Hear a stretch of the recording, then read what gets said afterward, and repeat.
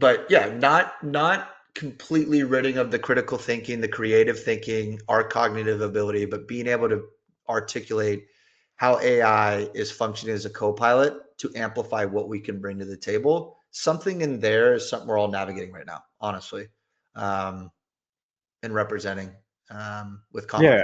Yeah, I think that that's important. And then from the organizational perspective, having that transparency in, we need to put controls around it, but we have to think about like what is our expected output? How are we trying to use AI?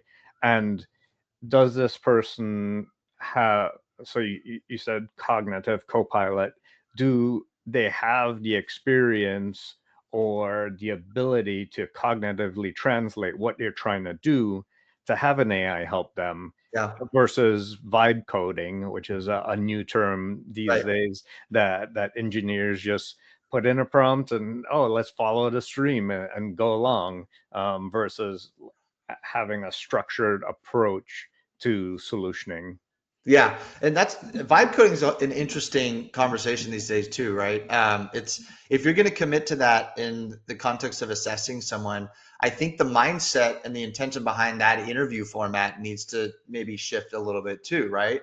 It's almost like a working session and getting a feel of what it's going to be like to work together on the spot, which may kind of change a little bit of our own expectations and what we're trying to kind of just consciously assess in that moment with that candidate um, is fascinating to me. I think I got a question for you around trusting AI in the context of setting up security best practices within a company, and maybe where things are at nowadays with that process. And there's a lot of regulatory compliance. I'm assuming AI governance that's taking place everywhere.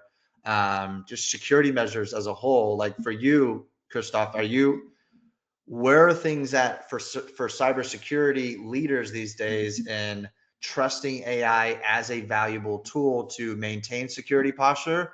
Or is it still a bit of a gray area of a little bit of a song and dance of AI optimizing some of the tasks, but not fully being trusted with the majority of work being done? I think it's that because for the moment, um, we're able to automate many Mm, of the low level tasks. We can create decision matrix that they can go down and assess the situation, maybe um, replace tasks that a tier one engineer might do repetitively over and over, yeah. because there's defined constraints around it. Um, but when it comes to larger decision making within the organization and larger security models, I think the industry is still in its infancy in designing governance controls around what data AI should access, who should have access to this data, both Mm. on the input and the output side, and then understanding potentially any bias that's in the training data in